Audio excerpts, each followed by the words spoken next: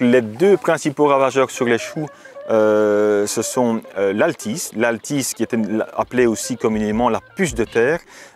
C'est un petit insecte qui va faire des dégâts souvent dans les premiers stades de la vie du chou, donc au stade juvénile. Et donc il va faire de multitudes de petits trous dans les feuilles.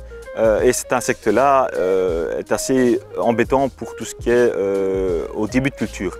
L'autre ravageur qui vient plus en été, c'est le petit papillon blanc qui vole souvent, qui est bien sympathique, qui s'appelle la pierrite du chou, et donc qui va pondre des petits œufs jaunes à l'envers des feuilles. Et ces œufs vont donner des chenilles qui vont dévorer assez rapidement tout l'intérieur du chou. Plusieurs moyens de lutte. Le plus facile, évidemment, c'est de déposer un voile qui va empêcher le papillon de venir pondre sur la plante. On appelle ça un voile anti-insecte.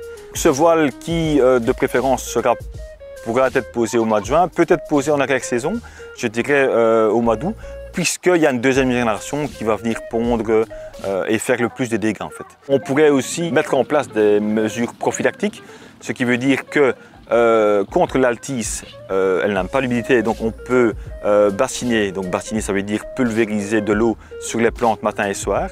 L'altis va finir par disparaître.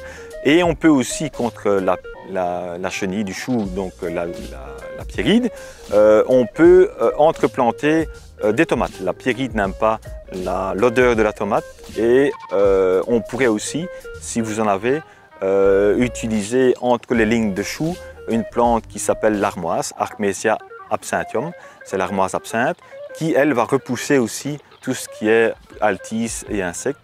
Vous déposez simplement les plantes, les rameaux, les feuilles autour des plantes en paillage et ça a un bon effet répulsif.